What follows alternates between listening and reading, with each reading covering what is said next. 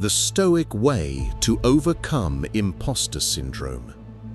There's a quiet voice inside you, a voice that whispers, "You don't belong here. They'll find out you're a fraud." It's subtle at first, like a shadow at the edge of your thoughts. But over time it grows. It creeps into meetings, into conversations, into the moments when you should feel proud of what you've achieved. This is imposter syndrome, and if left unchecked, it can paralyze even the strongest among us. But what if I told you that the Stoics, thousands of years ago, faced this exact same struggle, not under the fluorescent lights of modern offices, but in the shadow of life's uncertainties, and that their wisdom holds the key to finally silencing that inner critic? Understanding the enemy. Imposter syndrome thrives on perception, not reality. It whispers that your accomplishments are luck, that your efforts are meaningless, and that any success you've had is fragile, waiting to be exposed. The first step the Stoics teach us is simple but powerful. Recognize what is within your control and what isn't. Your thoughts, your actions, your effort, these are yours. The judgments of others, the randomness of fate, the outcomes of your work, these are not. When you feel like a fraud, remind yourself, I control my effort, not their opinion. I act virtuously, not for validation.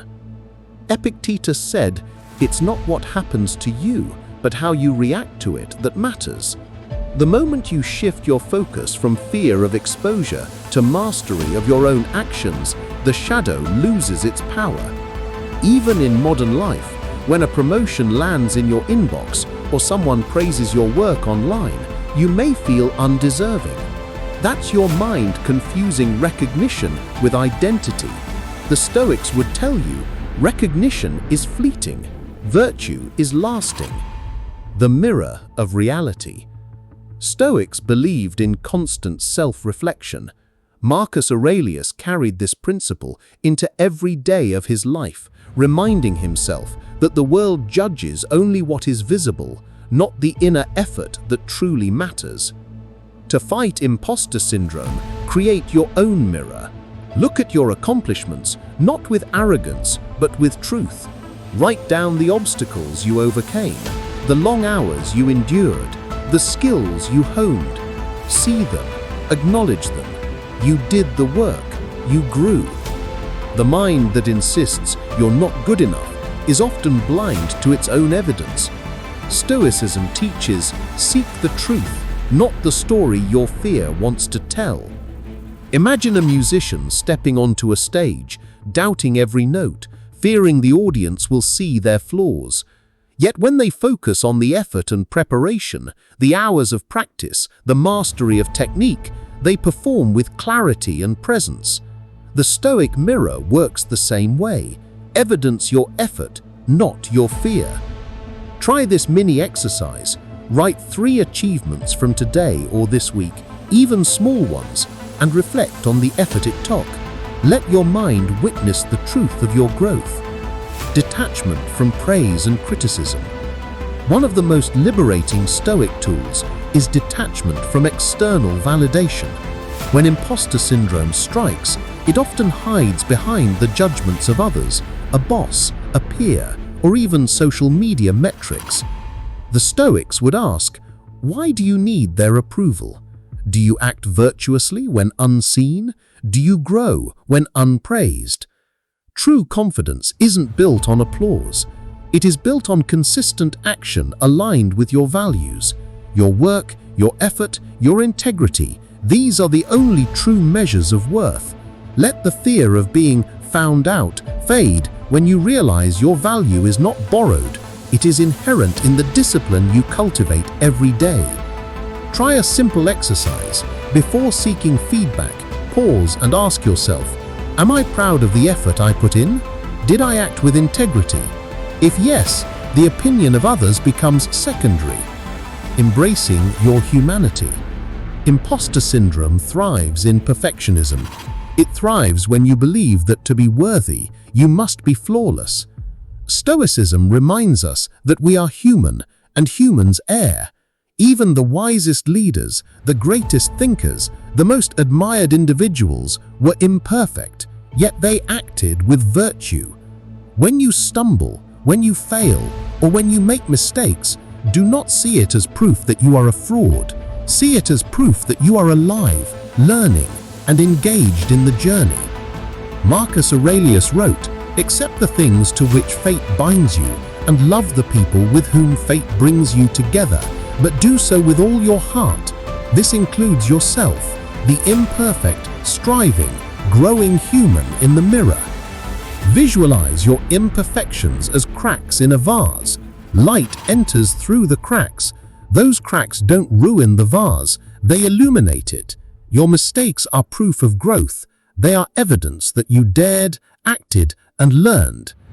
Practicing the Stoic daily routine. Stoics fought fear with daily reflection, journaling, and preparation. Every morning, remind yourself of the challenges ahead and the qualities you will need to face them. Every night, reflect on your actions. Where did you act with courage, integrity, and wisdom? Where can you improve? Through this practice, you begin to measure yourself not against others, not against an impossible standard, but against your own values and efforts. Imposter syndrome loses power when your self-worth is grounded in your own virtue, not in external recognition. Consider keeping a Stoic journal. Each day write down: 1. Where I acted rightly. 2.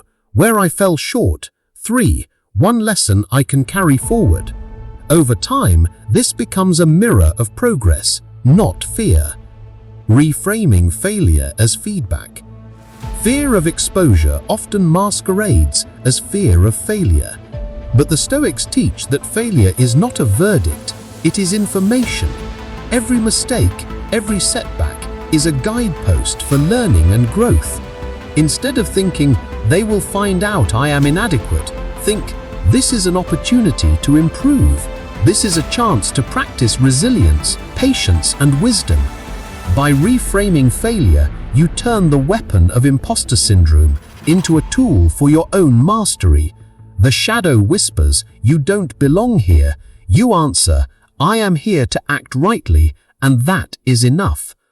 Remember Seneca's words, "Luck is what happens when preparation meets opportunity." Each failure is preparation. Each misstep is a lesson that will serve your future. Try a reflection. After a mistake, write down one positive lesson you can carry forward. This transforms fear into fuel. The ultimate Stoic freedom. The deepest Stoic freedom is the freedom from fear, especially the fear of judgment.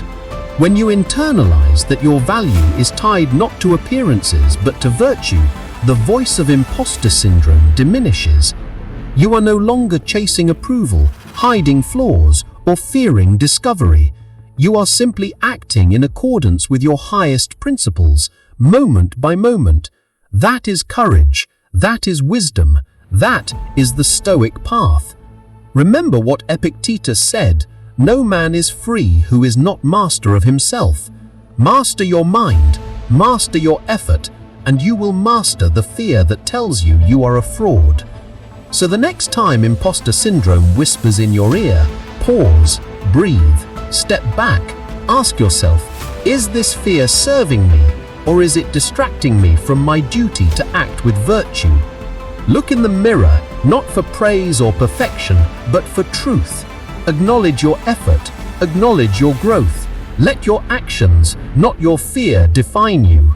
Because when you live by Stoic principles, no shadow, no doubt, no whisper of inadequacy can ever take away your peace. You are not a fraud. You are a human being practicing wisdom, courage, and integrity in a world that will never be perfect, but you can be, and that is enough.